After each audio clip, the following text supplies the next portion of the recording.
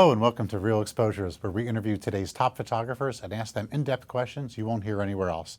I'm David Brommer, your host of Real Exposures, and we have the distinct honor of having Ben Lowy join us on the show today. Ben specializes in conflict and reportage photography with a contemporary spin. In his arsenal of gear, Ben utilizes an iPhone extensively. His work is at once evocative and extremely stylistic while never losing sight of the story. Ben began his career covering Iraq in 2003, and ever since he has been on the front lines across the globe. Ben has won many prestigious awards, and his work is collected at the Tate Modern, SF MoMA, Houston Center for Photography, Invalids, Arles. Ben Lowy is based right here in New York City and is represented by Getty Images. I would just like to add, on a personal note, I'm a big fan. This man represents the next generation of great photographers. So Ben, welcome to Real Exposures. Thank you for coming. Thank you. I mean everything I say, really. I'm very concerned with style and photography, and I find that you're refreshing, original, and the story is still there. In this world of Snapseed and lots of stylistic approaches you can take to photography, you still get the heart of the matter in there. So don't worry, I'm going to throw a Snapseed on something later today. Right. I'll do a little grungy filter, Yeah, but the story's still there, though. It's not.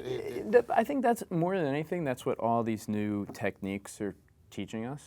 Is that it's still, at the end of the day, it's the actual picture that counts. It doesn't matter in the end what camera you use, whether it's a smartphone or the latest and greatest point and shoot or a DSLR. It's like, at the end of the day, it's the picture that counts. And I think that whole democratization of photography is great, but it just shows us that most people are still taking pictures, and it's photographers who are making them. The taking versus making. It's an important distinction. Yeah, that leads right into one of my first questions, and it's talking about your photography kit. We spoke before, and you shoot with a variety of cameras and the iPhone.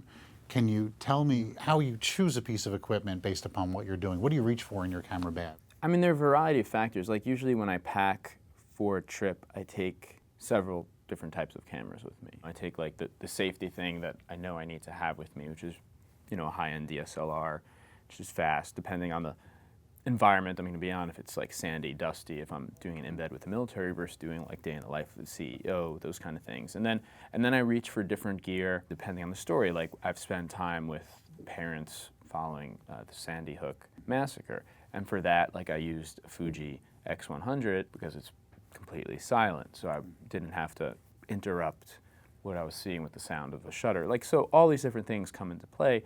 When I choose my gears, I think about what I'm shooting. And then a lot of times, I think you have to let the story speak to you. I think it's very important to not go in with a preconceived idea of saying, this is my vision, so I'm going to, throughout my whole career, have some consistent vision and bring my vision to every story that I'm working on. I don't like doing that. I think that's been successful for some photographers, but for me, I like the story to talk to me and help change my vision. So to develop an aesthetic for each story that I'm working on, because that is how it needs to be shot. And sometimes that takes experimenting with different cameras or different ways of photographing, and I can only do that once I get to the place and see how it affects me. Yeah, I was impressed. We got to shoot together Polar Bear Club on New Year's Day, and to me, when I was watching you work, it wasn't so much the camera gear, it was the gaiters that you put on so that you can get deep out into the water, and then you whipped out an iPhone with an underwater housing on it and had at it. Right. It's just kind of... Well, I think a lot of, it's a picture that counts, and a lot of times, especially when you're in these group kind of photo situations, and people cluster in general, whether it's sports or even conflict photography and anything, people cluster, they see what other photographers are doing, and they kind of follow or they copy or they get inspired. And early on, I had someone I worked with, Chris Usher, who's a photographer who was based down in DC, and he told me, he sees where all the photographers are and he just goes someplace else. And sometimes it works and sometimes it doesn't. And that's, I've really followed a lot of that in my career, where I see where everyone clumps and I just go someplace else. Your perspective is instantly different. You just have to. So with the Olympics, I saw where everyone was and I went someplace else. And sometimes it worked, and I made these great pictures of the aerials where no one else was. I was hanging onto the side of a hill with an ice pick. And then other times I went underneath the lip of the ski jump because no one was there, because that's a position to be in. Sometimes it works out and sometimes it doesn't. So I want to go back to conflict photography. It's a fascinating facet of photographer, and lots of beginning photographers would be interested about that. Can you tell us about the relationship you have with the armed forces when you're embedded with them? And do you feel like an outsider, or are you in that brotherhood of bond that combat soldiers enjoy when you're out on a patrol? You start as an outsider, of course, because you didn't go through boot camp. You're not on that 12 to 15 month deployment. I think once you come under fire extensively and you see, and the platoon that you're with sees that you go through it in the same way they do, there is somewhat more of a bond, but you're not carrying a weapon. You're not part of the brotherhood of like defending the man next to you, and you never will be. You will be part of the unit for as long as you're there, but then it just becomes about how do you embed yourself. And I like that word embedding because it's a word that was created for something that photographers have been doing since the dawn of photography. It's not like when you went to go cover in Vietnam, or if you go do a story on a homeless gang in New York or a bunch of clowns in Chicago, you're embedding with them. You are becoming a chameleon. A photographer is a chameleon in a way, and you change yourself, you're empathic, and you start to spend time by being in the same group of the people that you're photographing. Nan Golden was embedded in her little circle of friends, and she photographed them. I think it's a misnomer to say it's different than anything that anyone else has done before. You're spending time with a group of people, and you're becoming intimate with them and trying to make truthful depiction of what they go through from your perspective. And that's the same for whatever subject you're photographing, whether it's in America or in Iraq or Afghanistan. And I think, during the war itself in 2003, I was the same age as most of the soldiers I was going into. I was 23. We bonded over things that 23-year-old guys talk about. Do you or your colleagues suffer from PTSD? Well, I won't speak for my colleagues. That's not my place. But sure, I definitely do. On the same level that the soldiers do? No, and I don't think anyone's done like a really good study about this. I think it's a different type of PTSD. Because a journalist goes into a conflict zone wanting to see death. In some way, we want to see it because if I went to Iraq and everything was nice and happy, it would be boring and I wouldn't make any good pictures. And I think somewhere we're both ready to experience the horror of war. The camera is a shield from actually experiencing it because you're holding it up to your face. And ultimately, there is some guilt, I think, at least with me, associated with the idea that I want to go see this. Mm-hmm. That my job would be boring and I wouldn't be able to do my job if everything was happy and fine. And there is like a lot of guilt then associated with, I can't wait to go see war. Because that's what I'm supposed to be doing, right? I'm supposed to see death. I'm supposed to photograph that. So it's almost like professionally you want it, which ultimately, morally, feels kind of horribly wrong. And I think we have a lot of photographers and journalists feel a lot of, or at least I do, feel guilt because of that. Also because I can't change anything. I don't carry a weapon. I'm actually not ultimately in that moment doing anything for anyone. Wow. In that moment, I am not doing anything. I can photograph it, I can report on it, I can witness it, I can change minds here. That's true. That comes after the fact. I'm saying actively be there in the moment. And I think a lot of specifically photographers are people of action. Photography is very different than writing in the sense that it's visceral. A writer gets to take notes, reflect, 3 weeks later, 3 hours later, whatever, gets to write a story, gets to rebuild it, and use words to articulate something that they've seen. Photographers and videographers have to be visceral. We have to live in the moment. It has to be immediate right then and there. We don't get a chance to revisit it. Mm-hmm. We don't get a chance later on to take the picture again. You have to do it right then and there. And you put every bit of your soul into it. And it chips away at you. Mm. So yeah, there's definitely a lot of, I do, for sure. How did losing the great Tim Hetherington and Chris Hondros affect combat journalism? There have been a lot of journalists that have been killed and targeted specifically since Daniel Pearl. And that's right when I started my career. And I think a lot of people, when this kind of clash of civilizations between fundamentalist Islam and the West really took off after 9/11, realized that journalists were targets in a way that we had never been before. Not to say that journalists hadn't been killed and targeted in the Balkans, but they seem to have a lot more freedom to make images. And when you put TV on your car one side, recognize the other. Except with Iraq or Afghanistan, you were either on the West or you were not, and there was no differentiating. It didn't matter if you were a journalist. Even to the Americans, when Arab journalists were targeted by Americans, same thing. If you remember the WikiLeaks, the first thing that they released was an American helicopter targeting an Arab Reuters photographer. So I think that though in the last 10 years, a lot of the journalists who were killed were not well known or had remained nameless for a variety of reasons. They weren't white, or they worked in other countries, and it didn't hit back to sort of the small little, kind of New York community where a lot of photography decisions are made. And I think when two super big names that were known the world over by a lot of people, even outside of photography and journalism, it had an impact. Kind of, like when you're a teenager, you think you're invulnerable, and then like real life comes along, and I think this was one of those instances where people were like, holy.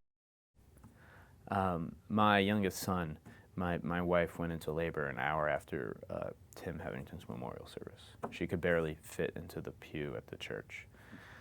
And that was on May 24th of 2011, and my son was born the next morning on May 25th, which was also the anniversary of Robert Capa's death. So there's some omens there. So. Just to kind of spin things around, you have a wonderful and great Instagram feed. Oh, thanks. Yeah, it's pretty inspirational, actually. One thing many photographers and ASMP cannot grasp are the terms that Instagram makes when you use their service. And I would like to just quote, Instagram does not claim ownership of any content that you post on or through the service. Instead, you hereby grant Instagram a non-exclusive, fully paid, and royalty-free, transferable, sub-licensable, worldwide license to use the content that you post on or through the service, subject to the service's privacy policy. Yeah, well, I think that's a lot of lawyer speak that the meaning of kind of gets lost on everyone. But basically, I think here you have a free platform that's been delivered to us completely free, that people are building their careers and their marketing campaigns around. I have no problem with them trying to make a little money off of it. The truth of the matter is that all these images that we upload are low res. No one's sending high res, the images that they're going to have appear in a magazine or in a gallery show or in a museum, to Instagram and Facebook. These are tiny images that appear on a smartphone. If they want to use them and sub-license them on that same platform, I have no problem with that. It's part of the reason, the impetus behind Getty giving away part of their archive for free, the same idea. My mom violates my copyright all the time and prints up pictures to hang on her refrigerator from different feeds online. I think that's totally fine. I have no problem with that because they're low res and it's only going to appear on that platform anyways. I think the biggest issue is this kind of shadowy gray area behind an image that you took as a photojournalist or as a street photographer, as a documentarian, and that image becoming an advertisement and potentially someone you photographed being recognizable and then being able to sue, and then where does the liability lie? I think that is the biggest issue that has yet to be answered. We'll let the lawyers hash that out, but Getty has no problem with you submitting a photo to them and also putting on your Instagram feed? Before I did Instagram, I had a Tumblr blog, which actually has a bigger following because I've had it for a very long time, where I was doing one picture every day since 2009. And there was a period, I think, in 2011 where I was like verboten, where like they put it in the contract. You may not tweet, you may not Tumblr, you may not Instagram while you're on assignment, everything remains exclusive. And that was through Getty, and that lasted like 6 weeks before they were like, oh, this is stupid. And it was like reading the writing on the wall. Some clients, if it's a very exclusive story, don't want you to post or say what you're doing, which I understand. And then some clients want you to do both. And that creates another price point for photographers where you are actually creating a sort of J.J. Abrams Cloverfield viral campaign for an eventual finished product that will appear in a magazine. Some clients just want you to shoot with Instagram as another platform. So I think the kind of playing field has changed a little bit. I shot the Super Bowl for ESPN just for Instagram.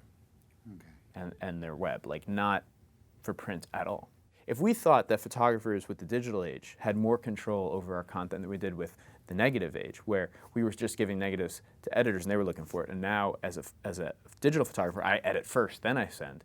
Now we have even greater control, where I actually sometimes don't even use an editor. I just send my images directly onto the web, onto their own Instagram account, where I am in control. That's another skill altogether. Yeah, and one might say some of us photobomb or don't necessarily do it the right way, but. Okay. A little over a year ago, you recognized a fellow photographer on the streets in New York City by his combat boots, who is now living on the streets. Can you share with us that story and tell us a little bit about that? It's a little bit, he actually recognized my boots, but I was walking down the street. Sometimes I just end up talking to people, as one does. I was sort of actually leaving an editor's office after a meeting, kind of trying to figure out what I wanted to do next. I said, I'm just going to talk to the first interesting person I see. It's one of those days. I see this guy sitting on the street in between 13th and 14th, and an interesting sign. And I was just like, hey, what's up? Just started talking to him. No ultimate goal other than that. And we started talking. We started talking about photography, and he saw my boots and had asked me about them, and I told him what I've done in the past, and he said, oh, I used to be a photographer also. And then it just became much bigger after that, and ultimately kind of learned that he was a photographer, was a darkroom manager at Archive Photos, which had been bought out by Getty at one point. He has images, I believe, in Here's New York after 9/11, went to RIT. A lot of people in the photo industry knew him, but I had just forgotten about him. And in 2006, his wife died, and he took a sabbatical from work, and ended up one thing led to the next, and he was on the street for the last few years, and I just happened to come across him and start this conversation. And I posted the image online because of my circle of friends on Facebook, on Instagram, on Tumblr kind of reaches across the broad spectrum of the photo world. It actually elicited quite a big response, more than anything else I've ever done, and I think because we're all photographers. And when you like the one thing we always try and do is personalize our work. Like, how do we talk to people? How do you make someone in Oklahoma care about someone in Afghanistan? And you try and find that one commonality. So for photographers, it's another photographer, and we're all, one step away from being on the streets for the most part. If he had been a plumber or a wood carver, it wouldn't have worked. But the fact that he was a photographer, and that all my friends are photographers, then and all their friends are photographers, and it was this grand circle of like, oh, we got to do something, and we started to. Eventually, his sister, who he had not spoken to for 20 years, had found out about this. She contacted my wife, and my wife really, I had been away for a couple of months earlier this year. My wife really took the ball of like trying to find Scott to get him started. And we had taken him to Coalition of the Homeless, and I had bought him a P.O. box, and we tried to get Social Security number and all that. You just how to get him off the street, and his sister started trying to build this network. She actually came and stayed at our house, and eventually saw her brother. And just last week we started to just do a crowdsource funding to get him an SRO and to help get him back on his feet. And we raised a lot of money in just a few days. Yeah. What's his full name, and how can people or viewers help out on this? His name is Scott Sutton. He kind of panhandles a lot in Union Square. He's sort of amazing. You'd be the only homeless person sitting there reading like George Packer's newest book on the decline of the American dream. He's very erudite and very proud man. There is a site to help fund the next step. Obviously, social work and therapy and being able to have a job and getting off the street. We'll put a link to that on the Great. Along with this. So kudos to you for helping out, doing things that are bigger than yourself. And I found out about that through Pay-to-Pixel. Right. And that's so, yeah, it did resonate with photographers. You're absolutely right. It's tough to be a photographer. I mean, it's glamorous and it's awesome, and you kind of live this, like, I tend to imagine my life as a movie trailer, and I have this scene where I'm like, no, and there's something blowing up behind me. But in reality, it's hard to be a freelancer. And stay creative. So That's true. I mean, otherwise, I'd be doing a different type of job. I want to say like I probably never had like a real like office job ever, like a 9 to 5. Like I used to drive an ambulance and was like a bartender. That doesn't really count. That's creative too. Like how much vodka can I fit into this glass? But I remember having those all-night printing sessions, and you would order like pizza or some subs from the place, and your hands would be all greasy, and you just dip them into Stop Bath to get the grease off your hands. My fingers are still there. I wasn't doing that enough years, I guess. Ben, you represent the next generation of photographers in so many ways. What do you predict is going to be the next thing now that we're in the post-iPhoneography world? What's going to be the next thing? I think we're still in this world of constant innovation. You have to constantly innovate. But it's not just going to be in image making. It's going to be in finding the clients or being able to pay for what you want to do. And that's regardless of the content. It could be, like I have gotten grants from Tumblr, from Hipstamatic, like monies that I used back into projects. It's like finding those extra sources. But I think that's something that people have always done. It's the idea that you start mixing that up with the tools that you use. I think that in the future, we see the decline of news media. What I find interesting is that, let's say, it's starting right now with celebrities where they're hiring their own Instagrammers. But what happens when corporations start wanting to control the content of what they do? So what happens when Exxon wants to start funding documentary work so that they can control their perspective? Mm-hmm. If you look at like a lot of old documentary work, even during the time of the FSA, a lot of stuff was paid by oil companies. A lot of work done by photographers and documentarians was paid for by corporate entities. And I think in the journalism world that was frowned upon because like it made you bias automatically. Like, is that work truthful? And that's like a whole debate that Pointer can have when everyone there is not starving. But I think and that just becomes then a conversation of, is any work truthful at this point? If you work for Fox News or CNN for MSNBC, is that any different than saying I'm going to work for Apple and document Foxconn for them so that they know what's going on, or photographing Rio Tinto's diamond exploration in Indonesia, for both to say this is what's going on so they can own up to any problems that they might be happening versus just having, the outlet and permission to document this stuff. And I think if we already live in this world where everyone's biased anyways, as long as you're creating content that documents the world around us, people are going to draw their own conclusions anyways. You just have to find a way to make the work and to get it out there. So I think, ultimately, I think that's kind of a way that places are going to go, because independent, self-funded journalism that's based on advertising sales is not going to work. A model is that model is done, and no one's really figured out what the next model is. Would you say this future is dark, or is it light, or just different? Everyone says this is the death of this, or this is this bubble, or this is this era and epoch, and everything's changing. And you know what? Everything changes anyways. Photography didn't destroy painting. Digital photography didn't destroy photography. All the social media stuff isn't destroying photography. It's making it better, because you have to try harder. It's making us push the envelope, and those that can't swim are going to sink. Now it's not just about that one good picture that a photographer is going to be remembered for. It's going to be about a consistency and a legacy of work and a body of work, because anybody can have a viral picture. And the thing is, though, your work is now going to be counted on having a vision and having a legacy and having a body of work that talks about something rather than... I like to call that photography has become much more plural. It's that feed of photographs. Yeah, I think that more than anything is what the future holds for image makers, is creating a plethora of images that all kind of come together. All right. Well, Ben, on behalf of B&H and Real Exposures, thank you very much for coming. We hope your future is bright and the images just keep coming. Can I go on a shopping spree at B&H now? Does that come with this? We're going to let you, when the store closes, we're going to give you a just run couple around hours. 5 minutes? Yeah. I just want 5 minutes. I know exactly where you're going to go. Thank you very much Thank for you. coming. Appreciate it. Whether you're a hobbyist or a professional, B&H has the answers to your questions. Experience a world of technology at our New York City Superstore. Connect with us online or give us a call.